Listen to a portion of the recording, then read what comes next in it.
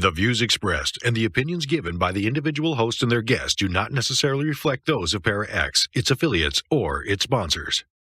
It's coming. All these voices.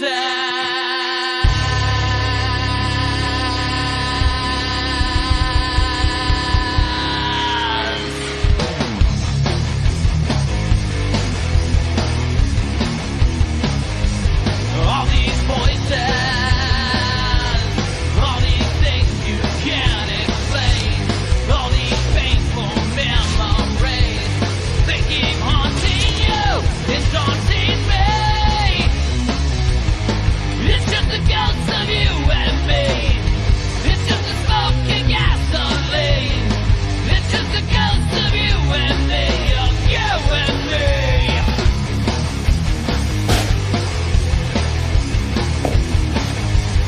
All these whispers. My name is James Hershey.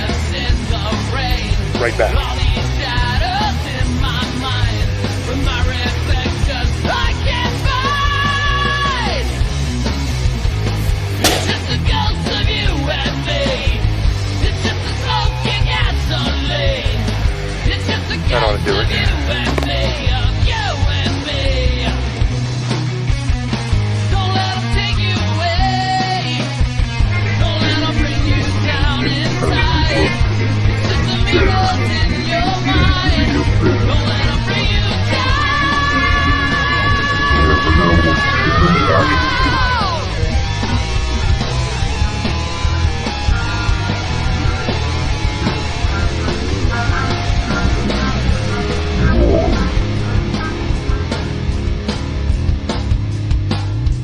Hello, everyone, and welcome to another episode of Staring into the Abyss. I am your host, horror author James Hershey Jr., and with me, as always, my co-host, old boy James Ash. How you doing, brother?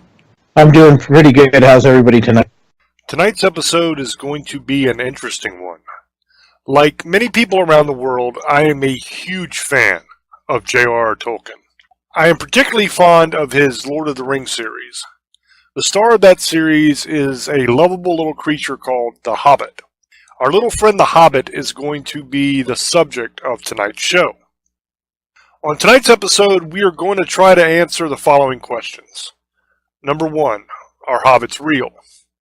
Number 2, if they are real, do they still exist? Or have they gone extinct? Number 3, what exactly is a hobbit? We will begin our journey of discovery tonight in Southeast Asia.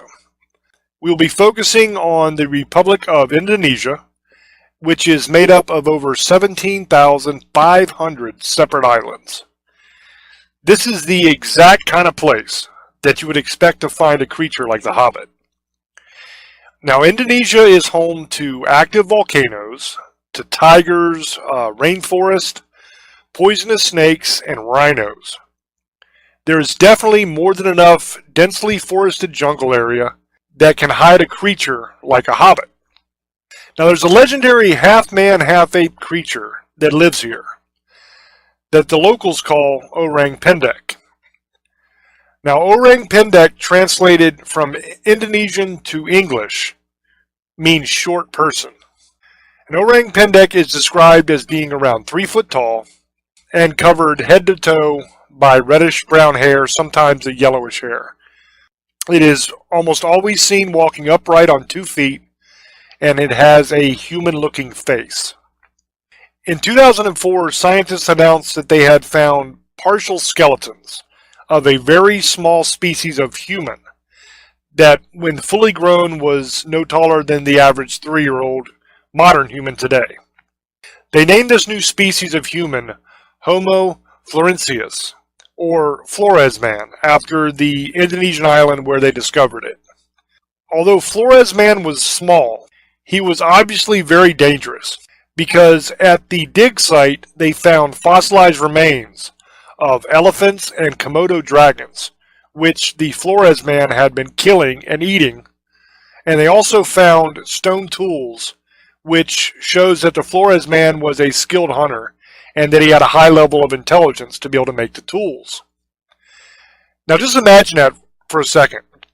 You have a tiny little guy, about the size of a 3-year-old. And this dude is taking down elephants. Now, Komodo dragons are fierce and they're dangerous, but they're not really, really, really big. Not like an elephant. They're large for a lizard. But somebody that's around the size of a 3-year-old might be able to handle one of those. But to me, it blows me away to think of somebody the size of a small child taking down an elephant. Now, I'm sure there was a bunch of them, like a group of them would hunt together, and they would probably lure it into an ambush area so they could kill it. But that also shows not only toughness, but it also shows a very high level of intelligence for strategic planning. The fossilized remains of these animals that were found were around 18,000 years old. But scientists believed that the Flores man lived alongside humans, like modern humans, until about 13,000 years ago, and then went extinct. Now, this number has been debated a little bit. And I want to explain this to you so that you understand what this means. When they date things, a lot of times they'll use carbon dating and other methods. What they're actually doing is they are dating the deposits that are found with the stuff. So through dating different minerals, different rocks, stuff like that, they try to place a date of where this thing occurred. It's not an exact science by any means. The new numbers that they've come out with are stating that they think that this could have been as far back as 50,000 years ago that they went extinct. The original number was 13,000 years ago. Most likely, it's somewhere in the middle. The exact number doesn't really matter that much, because whether it's 13,000 years ago or whether it's 30,000 years ago or 50,000 years ago, they still had dealings with modern humans. The same as the Neanderthal did. It's no coincidence that the Neanderthal died out shortly after they were introduced to us. I believe it was one of two things. Either we killed them off in war because we're all competing for the same food and resources. So we either killed them all off or we intermarried with them and mated them out of existence. Our genetics were stronger than their genetics. So what you ended up with was a mix of the two that went forward. I think that could have been the same thing that happened with the Flores man, with Homo floresiensis, because we have midgets nowadays. Midgets, dwarfs, we have all kinds of little people. It could possibly be that stems from a breeding with this creature. Because remember, this is essentially just like a human. It's smaller, it's hairier, but it is a hominin and it is intelligent. So it's very possible that could have happened. I'm not saying it did. I don't know for sure, but it's a good theory, I think. Now, the question that we need to ask ourselves, and that I'm going to try to be exploring on this episode, is Orang Pendek and Homo floresiensis the same creature? Now, they certainly have almost identical descriptions. If Orang Pendek is indeed Homo floresiensis, then that means that the Flores man did not go extinct 13,000 years ago, or 30,000 or 50,000, whatever the actual time frame would be. That's what the scientists believe, that Homo floresiensis went extinct.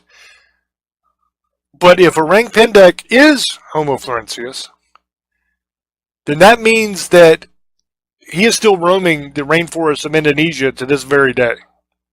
On the island of Sumatra, which is right next to the island of Flores, where Homo floresiensis was discovered, there are still many sightings of the Orang Pendek being reported today, like modern time. The sightings are primarily focused in the Kerinci National Park, which is located on Sumatra and is one of the most remote sections of rainforest on the planet. It was in this national park that an amazing piece of evidence was captured. In 2001, there was a researcher named Adam Davies who was searching the area, and he found and made a cast of a footprint of an orang pendek. Now you might say, well, there's a lot of different things, that leave footprints. I mean, there's bears there, these little tiny cute bears that climb trees. They're amazing little bears. There's all kinds of things that could leave footprints there. You got tigers, you got all kinds of creatures. But what made this footprint so interesting was its anatomy. The footprint showed that the orang pendek had an opposable thumb, like an orangutan, but had very short, broad toes like a human. The print doesn't match the anatomy of any known animal on Earth. And we know that because the cast was sent to 2 different colleges with experts in primates to be examined. They concluded that the prints were not only real, but that they were from a previously unknown species. They also concluded from the cast of the print that this particular primate walked bipedally. For those that don't know what bipedally means, that just simply means it walks on 2 feet, like we do, like on 2 legs instead of on 4. This means that there is physical evidence verified by 2 different primate experts from major universities of a primate species that walks upright on 2 feet that isn't us. Okay, it isn't modern humans. Now, for the record, because I know that this question will come up in the comment section on YouTube when I put this show up. The 2 primate experts that received the cast and gave their testimony were Dr. Jeff Meldrum, who is a professor of anatomy and anthropology at Idaho State University, and he is an expert on primate footprints, and Dr. David Chivers, who is a primate expert from Cambridge in England. Now, there is only one species of primate that is known to science that walks upright on 2 feet on the entire planet, and that's us, human beings. Now, you have others that will walk on 2 feet sometimes. You have gorillas, you have orangutans, you have baboons, chimpanzees, all kinds of creatures that can walk on 2 feet if they choose to, but they only walk on 2 feet for short amounts of time. And the structure of their foot is different because of that. They usually walk on 4. They use their hands a whole lot when they're walking. One witness described his run-in with the orang pendek, and what he said was really interesting. He stated that the creature was around 1 meter tall and very widely built. For our listeners around the world, you will understand completely fine what I just said. But for our American audience who is not on the metric system, 1 meter is roughly a yard. It's like 3 feet 3 inches, something like that. So this guy is saying that the creature was about 3 feet 3 inches tall, in that ballpark. He also stated that the creature was covered in very short grayish and yellowish hair and was walking around very comfortably on 2 legs instead of 4. He also stated that the creature had a human-like face. When this witness stumbled upon the orang pendek, the creature put its arms up over its head. Now, this is a classic primate defense, especially in apes, and they do it to make themselves appear larger and thus more fearsome and dangerous in order to frighten away any potential threats. Witnesses also describe the thumb on the creature's back feet as being not up with the toes, but set way back on the side of the foot towards the heel. Now, this matches up perfectly with the casting of the print that the 2 experts from the universities examined. The creature seemed to possess an advanced intelligence as well, because it does a really weird and cool thing. It will remain completely undetected because it hides itself in the brush and just watches you. So it'll follow you around and hide in the brush and just observe you and see what you're doing. You find that same kind of behavior in both ape and Sasquatch species. And that most likely explains why it's so difficult to find them, even when you're looking for them. Because I don't know if you've ever seen footage or pictures of apes or other large primates when they're hiding in the bush. Sometimes all you can see is their eyes. They blend in very well. They're very well camouflaged. And sometimes you'll be looking right at the picture for 30 seconds to a minute, and then all of a sudden you see it, and you're like, oh my God, there it is. Very cool. There are some interesting historical sightings and reports of the orang pendek in that area as well. The most well-known of these was Marco Polo. Now, the story goes that when the explorer Marco Polo arrived in Sumatra in 1295, the islanders presented him with a small ape-like man. So back to our question, was Homo floresiensis and orang pendek the same creature? We have much more evidence of Homo floresiensis than we do of orang pendek. In fact, we have complete skeletal remains.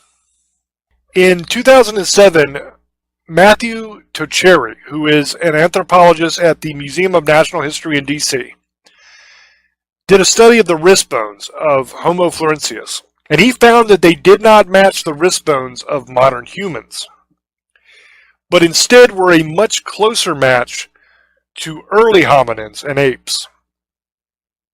Now, what this basically means is that Homo floresiensis branched off from a common hominin ancestor of modern man. That ancestor was named Australopithecus. Now, there are several different offshoots from this common ancestor that led to many different species of human-like creatures. One of these paths led to us, the modern humans. Another path led to the Neanderthals. And yet another led to Homo floresiensis. So if Homo floresiensis and orang pendek are the same creature, that means that much more than an unknown ape-like creature is prowling those forests. It means that we are not the only human species on this planet, which would be absolutely groundbreaking and a discovery of monumental proportions. Now, I can't tell you for sure that they were. I can't say 100% that Homo floresiensis and orang pendek are one and the same. What I can tell you is their physical description matches almost perfectly, to a T. Their behaviors also match almost perfectly. The location in which both are found also match up. The only thing that we have in the information here that does not line up is time. That's it. Because scientists say that Homo floresiensis is extinct, that it went extinct, like I was saying earlier in the show, either 12 or 13,000 years ago, or as long as 50,000 years ago, 60,000 years ago. That's the only thing that doesn't really match up. But if Homo floresiensis and orang pendek are the same, then that means that Homo floresiensis did not go extinct, but instead just remained there in the forest, in the rainforest, and kind of hid out. And we call that species of hominin today the orang pendek. This is one of those cases where we don't have a definitive answer, but I think it's just truly fascinating stuff. Because if that is true, then not only do hobbits absolutely exist, but they actually share an early ancestor with modern humans. They are a different species of human, which is amazing if it's true. If the orang pendek is more like a Sasquatch-like creature, just smaller, if we would put him in that category, then I don't know for sure whether it would match up with the Hobbit thing or not. Because hobbits are more human-like than they are ape-like. Yeah, they are kind of furry. They got furry feet. They're hairy little dudes. But they match up much closer to human beings than they do to monkeys. Which, when you think of a Sasquatch, you think of kind of a cross between the two, really. It's an ape-like creature that walks upright and is very intelligent and has a lot of the same things modern humans have. So I'm not sure on this one. I tend to think that it's a very good possibility that Orang Pendek is Homo florensis. That's kind of my thinking on the subject. I'll be interested to see once I put this on YouTube what you guys think. You can put your comments down below the video and let me know what your thinking is on the subject, because to me this is extremely fascinating. Now I'm going to throw on over to Old Boy, and I want to get his opinion on this, what he thinks, and if he has any questions or anything like that. So, Old Boy, go ahead, brother. And thank you, James. Yes, this is a very interesting story. I've always heard about the Hobbits when they found it a couple years ago, and it's always fascinated me. Sorry, guys. Sometimes I don't say the right words because it doesn't come out right. So excuse me if I butcher these words, just so people gets a heads up right now. What do I think about how they found them and how they exist? Apparently they exist because they found bones of them. Do I think it's the same thing as a Orang Pendek? I don't know yet. I think maybe they're distant cousins or in the same species. Maybe it evolved, but there is some differences. But we'll get into that in a couple minutes. Now, here's something I wanted people to think about. They just recently found out about the Hobbits a couple years back. And they're supposedly 3 feet tall to 2.5 feet, like James said, or a meter for most people who live in Europe and that don't live in America. Like he was talking about Tolkien earlier, J.R. Tolkien and the Hobbits. The weird thing is, Tolkien wrote those books a long time ago. The Hobbits weren't found yet. That's something I was going to talk to James about in a minute, and what's his opinion on that real quick. How he brought the Hobbits up and how he knew about them and made a story about them. I mean, of course they weren't like the Lord of the Rings where they were with wizards and giants and fighting giant trolls, but he got the idea from somewhere. So did somebody know something beforehand and it just got lost and they got forgotten? Or was it something, they just named... I know they probably got the name The Hobbit from the book because that's just obvious. So these creatures, they were supposedly from the ape family, or they could be possibly a version of us because they said this could change the whole way they do evolution anyway, because this could be one of the first forms of human beings. And there's an argument with Bigfoot and stuff and what that is anyway. I don't know exactly, but whatever these things were, they were quite similar to us, but they were also kind of like an ape because of the foot, the toe getting curled back to the back. It's something we don't have, but they were quite similar. They were hairy, furry, and and when you were saying they hunted elephant, that I'm not surprised if they must have had, because you were saying earlier that the guy introduced that man to the Orang Pendek, and they knew about him. So maybe these people, these smaller creatures, had befriended some of these other, bigger humans at the time, or primates, and had them help, or maybe they didn't, or they just found a way to kill these elephants. Because for they're 3 feet tall, they were little people, they killed and knew how to make tools. So they had to be very smart creatures to catch an elephant. Like you were saying, a Komodo dragon, 6-7 feet, they could kill that. But if you have maybe 100, a whole tribe of them, maybe they could catch an elephant. Like movies like Willow and stuff, they were small people, but they learned how to kill. They could hunt. That doesn't mean people can't hunt, because there's little people now in our time, and they do extraordinary things. They're actors. They go hunting. So they learned how to live in our society. Why wouldn't they learn how to do that at that time? That would make no sense to me if they didn't. They just found a way to adapt to their environment.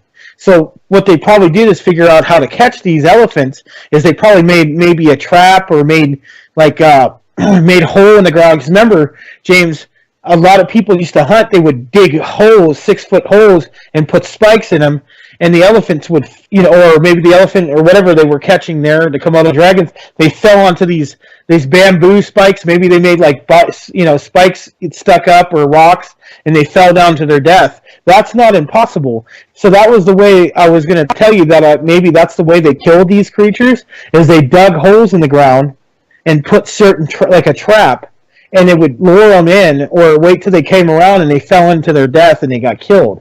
So then they would eat, kill the elephant after that, or it was already dead, and take the meat to wherever their cave was or wherever their dwelling was at the time. So that could be explained because back, a long time ago, even we weren't 6 foot tall. The average man was 5'10", 6 foot tall. Back then it was like 4.5 feet. So we were smaller, and we didn't have houses that had heat. If we had to cut things up and kill things that were 10 times bigger than us. We killed mammoths. We were smaller. They killed them. So, we had spears. So what I'm thinking is maybe they stuck these big spears in the ground and dug a hole, and it fell on the spears, and it killed them. And that's how they got the elephant. And they took it back and ate it and made their blankets and their stuff they put over themselves to keep warm. And that's the way they probably survived. They say we're the reasons they died. They're saying that. There's a chance it was either 13 to 50,000 years ago, and we might have either, like he said, we killed them off or we mated them off, and that's a possibility. We mated them to become what we are now, and their genes might be in our genes. You never know. The Oropendic is a different story. What I think the Oropendic is maybe a version of them, but maybe not. It may be another primate, because this thing's been around for a while, but they're in the same area in the islands, so that in Indonesia. So that's kind of weird, though. So it could be a distant relative, if it exists. And there's a possibility, because it may be a smaller version of Sasquatch, Bigfoot, the abominable snowman. There's different, the Yowie. It's only supposed to be 6 foot, 5.5 feet tall. So maybe it's just a different version, or maybe it is the Hobbit.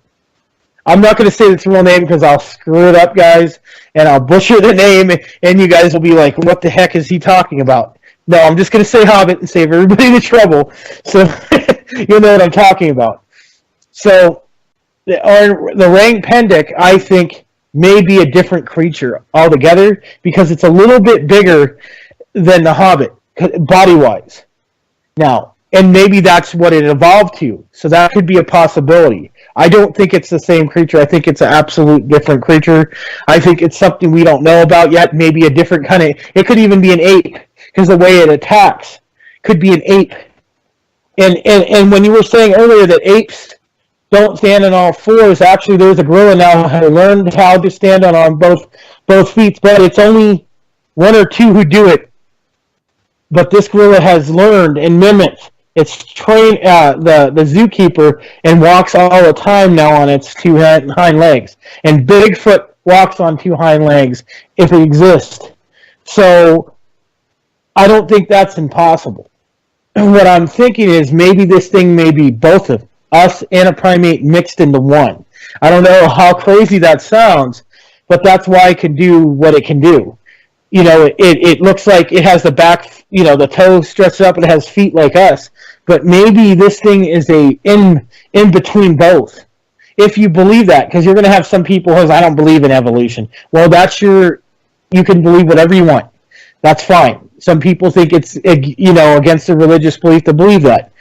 I believe in science to a point. I don't believe everything can be proven by science. There's arguments on that too. But science does prove a lot of things. Carbon dating is another one. They don't go by the bones, they go by the environment it was at, so they carbon date what they think. So you don't never know exactly the number, but they're getting pretty close to know what these creatures are. Now they're saying it's older than they thought. So it might might be a part of us with the hobbits. Orang Pendek is a maybe a different creature, but it may not. It might be the same thing. It might, like I said, I don't think it is. I think it may be a cousin of the hobbits. I think it's kind of like in between. Maybe it's just some kind of species we haven't found yet. I believe they exist. The rain pendek does exist, and I will say that. I mean, there's so many sightings of this in this island of that creature, and it could be. It could be the hobbits. Because at one time they didn't think these creatures existed, and they found them. But the weird thing is, like I was going back with Tolkien. Tolkien was talking about these creatures. Maybe not the exact way, but he knew something other people didn't know. Maybe, I don't know. You know, people back then, we lost a lot of our history. A lot of things have changed. A lot of the old ways have changed. No one goes by that anymore. We used to live in a different world 100, 150 years ago. People believed in things that we didn't believe in now. Because of TV and movies and special effects, that takes away any kind of legitimately. You know, people, like we've always said, you could have Bigfoot come tap dance out in front of your yard. Somebody's going to say that was, what is it called? HD, added in, or somebody photoshopped it or added in the video, or some kind of illusion or some kind of FX trick. You know, it's not real. It could be standing right there. It's a robot. It's CGI. Come on. What else do you need? I know people do fake things. I know people make things up and people lie, and they'll show pictures of like aliens jumping out and dancing in your front yard, and you could tell it's fake. But they have things that they can't. They have proven people who cannot. They have pictures of this creature. They cannot say it didn't exist. They took and saying the footprints exist. I understand people want things and they fake things, and I believe a lot of the Bigfoot sightings are fake. I think people want this thing to exist, so what they do is they get fake footprints, but there's been millions of the sightings. It's impossible to have so many sightings that doesn't exist. So I think it does exist. Don't get me wrong. I just don't know if it's that, but it would be a good possibility. I'm going to say it's a very good possibility. They're pretty similar. They're pretty similar in size, other than the Rang Pentek's bigger and a lot more apish. But it could be. You never know. It could be a cousin. You know, that's what I'm coming to conclusions. It's a very interesting story. But the only thing about that in the Rang Pendek, that these things could make tools and stuff, they haven't found anything like that. See, that's the one thing where I'm saying it could be different, because these things were smart. Not saying the Rang Pendek isn't, but these things actually made tools, weapons to kill things, and it proven they had places, the dwellings, the living. They knew how to kill things.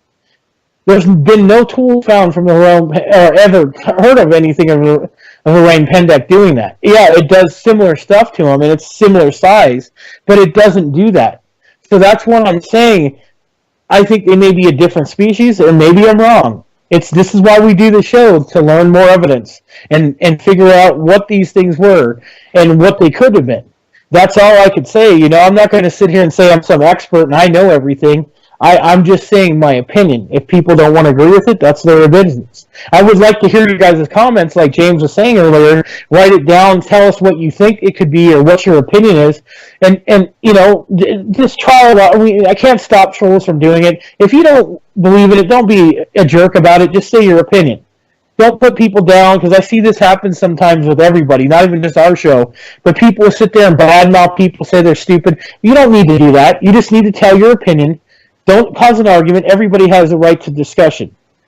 But with these creatures, I believe they exist. I don't know if it's the same thing, but it's a very fascinating if these little creatures actually survived in a world that's so big. Because these things, you got to think about it. I'm 6 foot tall. James is 6'5". We're big men. But to giant wildebeest, there was probably, what kind of elephants? Probably weren't. They were ancient elephants, so they were bigger. So 16, 17 feet tall, they would look like giants to us. And imagine being 3 foot tall, it's even 10 times bigger. So, and I think a lot of this is, these creatures existed because that's where we got giants from, because people who were 8 feet tall, 7 feet tall, to 3 foot, 4 foot people would look like enormous, ginormous people.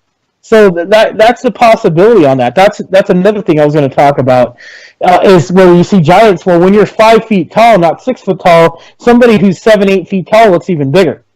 So he can look 10 feet, 12 feet tall. So I think that's a lot of misconception on size back then, especially 1,000 years ago. So these things were probably big, but like the little creatures weren't. So they saw these giant. The Komodo dragon is like they could go up to 7, 8 feet, 10 feet long. Some of them are average about 7, 8 feet, and they're big to us. Imagine somebody's 3 foot; they look like a giant. So I mean, that would look scary. Having a dinosaur charging at me, these big giant monsters coming at me, that would be a feat to kill them.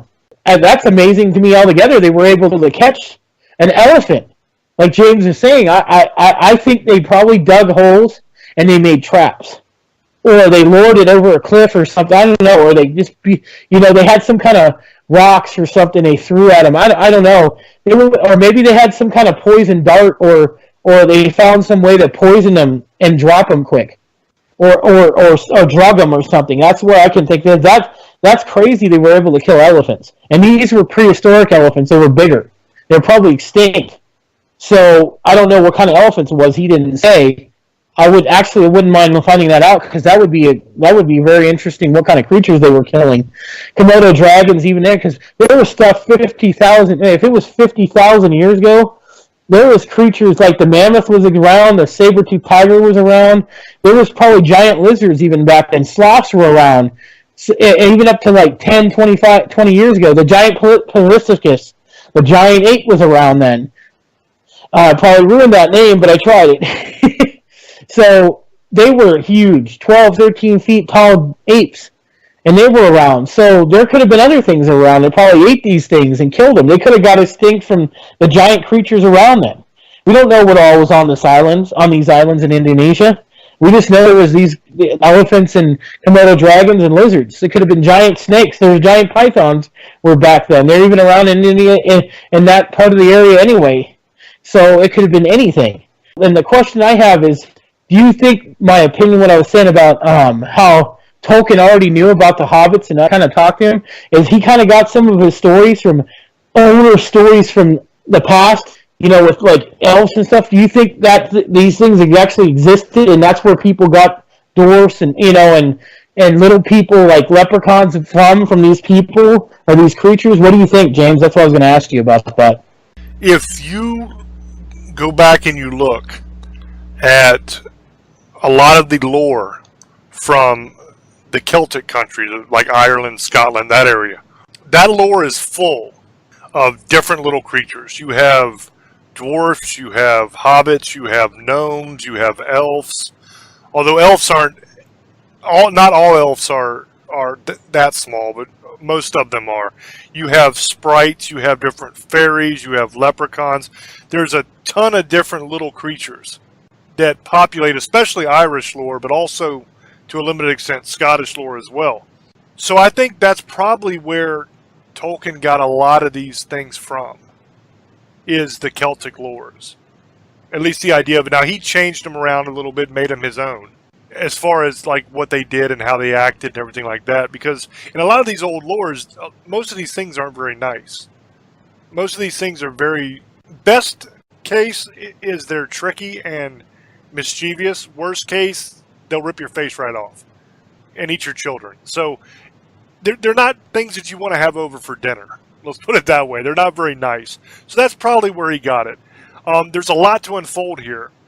As far as the size of the elephant goes, a lot of your mammoths are going to be occurring. If it's 50,000 years ago, then yes, there probably were some mammoths still around. Their prime was earlier than that, but probably still some around. I think there might have even been some mammoths, a few around, if it was 13,000 years ago. So it's possible.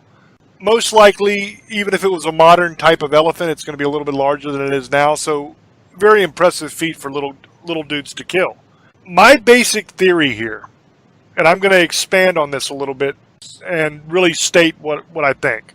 I believe that there are at least 3 hominin species that are alive on the planet right now. I think you have Homo sapiens, which is us, human beings. I think you have the Gigantopithecus, which is what I believe a Sasquatch is. I believe that still exists and is not extinct. I think the numbers have been greatly reduced, and it is in the remotest areas and out in the woods and forest, and is not seen by man very often. But I believe that Sasquatch is Gigantopithecus and is still around, not extinct. I believe that the orang pendek is Homo floresiensis, which is another hominin species. So I believe that at least those three still exist.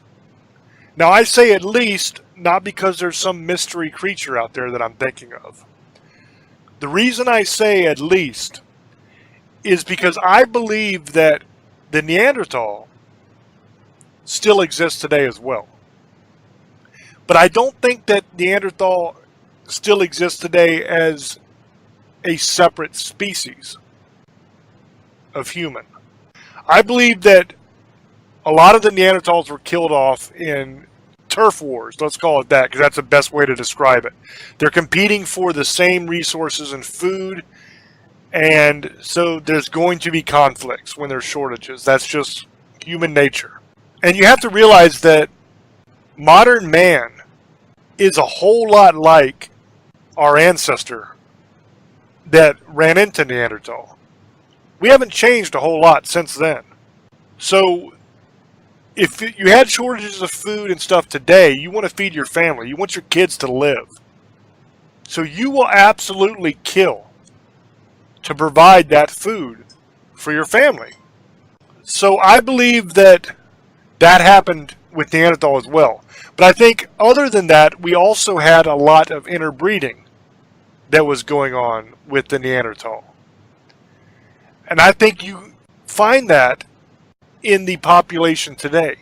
You have certain segments of the population that have a sloping forehead and a much more prominent brow line and are just stockier than normal people.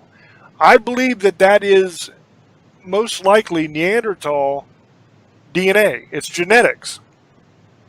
It's Neanderthal genes that have survived through the interbreeding process, and generation after generation after generation of people, you have a little bit of that DNA that's left over. You know, a little bit of that genetic structure survives after every generation, and it manifests itself in a sloping forehead and prominent brow lines. But other than that, most people are normal. And you know, the stockiness thing as well. I think that's where that comes from. And my theory with Homo floresiensis is that I believe it's quite possible that that is where dwarfism comes from, and being a midget, a little people, whatever you want to call it. There's several different conditions that cause people to be tiny like that. I think maybe that's where that comes from. I think possibly that just like the sloping foreheads and the prominent brow lines and the thick, dense muscle frame with Neanderthal exists in modern humans in some forms, I think possibly some of the Homo floresiensis DNA has survived as well. That genetic structure has made its way through the generations, and I think that most likely it's a dormant gene that only shows up every once in a while. So in other words, your family line could have mated with Homo floresiensis at some point in the far, far distant past. And so that genetic structure of Homo floresiensis is in your family's genetic line. But it's not, since it's dormant, it's not an active gene, it's going to show up every once in a while. So that's why you'll have sometimes people that are born as midgets and their parents are normal sized, or you'll have midgets give birth to normal sized children, because I believe it's probably a dormant gene. Now I don't know whether science knows if it is or not. Okay, I'm going to say that right now. I have not researched dwarfism or being a midget or anything like that to be able to really tell you scientifically that it is or isn't. But this is just my theory, my thought on it. If we interbreeded with Homo floresiensis, it's only logical that some of their genetics are going to pass down through the generations. And there's going to be remnants of that species in modern humans. So I think that there are 3 separate hominin species, different versions of humans, basically, alive today. I think we have us, modern humans, we have Sasquatch, and we have the orang pendek. And there might be even more, because there's different versions of Sasquatch as well that are a little bit bigger, a little bit smaller, different colors, different environments. But I think the environment has a lot to do with that, because as these creatures live in an environment, they will evolve to that environment. That happens to everybody. It happened to the African people. They were over there in the bright sunlight and the intense heat, so their skin is not as fair as the European people, who basically lived in overcast, cold weather all the time. So that's why they're white, because they didn't have as much sunlight to burn the skin, so their skin could be whiter. So I think a lot of that has to do with environment. I think it's the same way with the Sasquatch. You know, the Yeti, the abominable snowman, is all white, and he's not the same as the American Sasquatch that we find in the Pacific Northwest and really all over the country, but mainly in the Pacific Northwest. And then you have the skunk ape, which is found down in Texas, Louisiana area, and in Florida. That's a little bit different than the Pacific Northwest Sasquatch. So I think that probably that's the same species that just has differences because it has lived in a different environment for so long. And I think that might explain a lot of it. Does that kind of answer your questions, old boy? Yes, it does, bro. I was just asking what you thought about that, is because I was thinking maybe he got that idea, or maybe he heard something, because you got to remember, a lot of people from England used to do a lot of going to other countries to find stuff and uncover evidence, and they did, what do they call them? I can't hear they would go out to Egypt and look for King Tut's tomb and stuff like that. They went out everywhere, so maybe he heard a story or something about the orang pendek or the hobbits itself. So that's what I was wondering what you thought about that. That was what I was kind of interested, because all of a sudden they took the name and added the Hobbit name all together to it. And if you look at pictures, they had a picture and it looks like a human, but it has kind of like a apish face. Kind of like it looked like a ape's face with a human's body, but was standing, but different toes and and stuff like that. It was a little bit different. So, and it was really furry and kind of black fur. They showed it's a little small creature, about 3.5 feet tall. So that's what I was asking, what you thought about the whole Hobbit thing with the token. That's all I was wondering. But yeah, that answered my question. Yeah, a lot of that stuff is based on lore, which is so cool. On Staring Into the Abyss, when we're doing these crypto kind of shows or our paranormal shows, I focus a great deal on the original lore of the creatures that we're talking about, in most cases. Now, in some cases, there's a whole lot of information to weed through that I don't really know that much about, that's not in the original lore. One case of that is Dogman. Dogman is one of those things that, from everything you can really find on it, it appears to be a relatively new thing. But then you have people that'll say, no, man, this thing has been around since long, long ago. I just had a comment on a YouTube channel the other day about St. Christopher being a dogman, which I never heard of that. So I looked it up and I researched it, and sure enough, there's people saying that St. Christopher was a dogman. So I said, well, that doesn't make any sense, because the story of St. Christopher is that he was a giant, basically, and that he would carry people across the river to serve Christ. And he ended up carrying the baby Jesus across the river one day. And that's the whole story of St. Christopher. So the idea that he was a dogman doesn't make a whole lot of sense to me. So I thought, let me dig into this a little deeper and really find out what this is all about. Because I've had multiple people comment on the YouTube channel about this, about St. Christopher being a dogman. So I look into it, I look it up, and come to find out, the reason why people thought that St. Christopher was a dogman for a while is because there was a confusion on the translation. The word that was translated actually was Canaanite, but they translated it as canine. So because it was translated as Canine instead of Canaanite, somebody from the land of Canaan, because of that mistranslation, they thought that he had a dog head. That's where that comes from. And it's since been proven that that's not true, that it was just a mistranslation. The actual word is Canaanite, not canine. And that's where that comes from. And I'm sure that a lot of this other stuff is like that as well. But until you have somebody bring it up to you, you can't really investigate it to find out if it's true or not, you know? But that's just one example. There's all kinds of stuff like that in this paranormal field.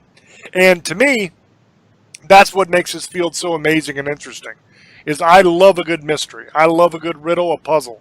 And I can't get enough of them. So for me, all of this stuff that we do is one big puzzle.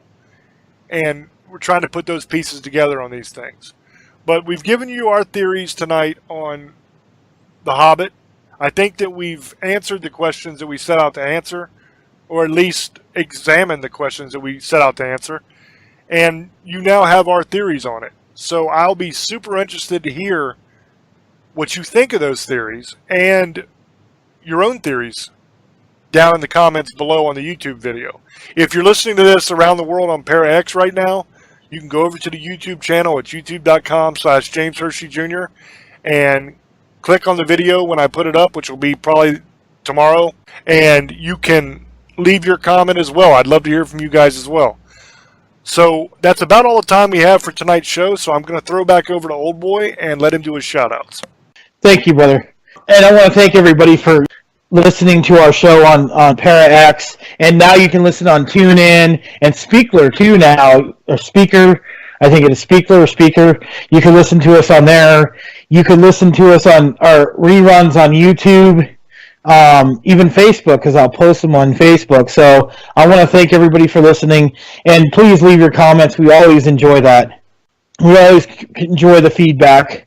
So, like James said, go to James Hershey Jr.'s YouTube page, hit the subscribe button, and you guys can listen to all our old shows or new shows and find out where we're going next. And we even do little side things, like I'll do like about different creatures or demons or ghosts, or James will, or we'll do little side things we see about Bigfoot and aliens and ghosts, and we do little, puppets, haunted puppets. We do stuff like that. So just check us out. And remember, if you want to get some of our merch, it's on, he'll tell you where to go and what site to see, so you can get merchandise, the shirts, and I think you can get iPod cases for your phone. You can get, like, babies' clothes.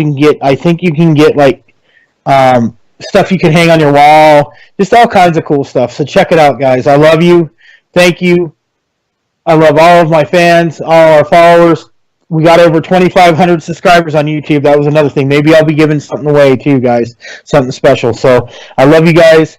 Have a great night, and blessed be. Yeah, I want to thank everyone for listening. And once again, the YouTube channel is youtube.com/James Hershey Jr. I'm going to ask you guys to go there and subscribe if you enjoy the show. I got to remember to do that because I'm not very good at the whole marketing and promoting thing. I'm really, really good at the research thing and the talking thing and the writing thing, but I'm not good at the promoting thing. And I always catch hell from people because I don't promote enough. So please go to the YouTube channel and subscribe, and you can listen to any shows you missed or some of our back shows. Check out other videos. If you go to the YouTube channel and check it out, please leave comments on the videos, guys, so we can talk back and forth. The merchandise store is teespring.com/stores/staring into the abyss. That's teespring.com/stores with an S on the end /staring into the abyss. Old Boy already covered what's there. We got shirts and hoodies and all kinds of goodies. So if you guys are in the market for merch, if you want it, because that's why we made the store, is because we had people ask us for it. It's there now, so enjoy it. Once again, thank you guys for all your support. Thank you for listening. And thank you for joining us every week on this journey. Because that's really what this is for us. It's a journey of discovery. We did not get into doing Staring into the Abyss to get famous or to get rich or anything like that. We got into this at least I got into this for the mysteries, to solve these puzzles. You know, I want to find the answers to some of these things. Sometimes I think I do. Sometimes I get really close. And sometimes I just screw the pooch, so to speak. You know, I completely can't get there. And that's okay, because these things have been questions that have been asked for generations. So it's not like they're easy to solve. If they were easy to solve, they'd already be solved. But I think we do a decent job on this show sometimes of getting to the answer, or at least getting in the ballpark of the answer, which is a wonderful thing. So thank you guys for coming with us on this journey and learning along with us and trying to figure these things out. The fact that you listen to this show means that you are smart people. You know, and I'm not just tooting my own horn. I mean, this is not a Howard Stern kind of show. Okay? This is not a show that is full of fart jokes. This is a show that is heavy on the research, a lot of times heavy on the technical jargon and stuff like that. And the fact that you guys are here listening really tells me that you're kind of in the same mindset that we are, that you want to find the answers. You know, you're interested in this stuff. So anytime you guys have information, anytime that you know something that we don't know, I welcome you, I encourage you, I ask you, please leave that stuff down in the comments for us. Because believe me, I do look at those comments, and when I see something that I did not know, I will go and look it up and research it. So if you want to help out the show, that's one way you can definitely do it.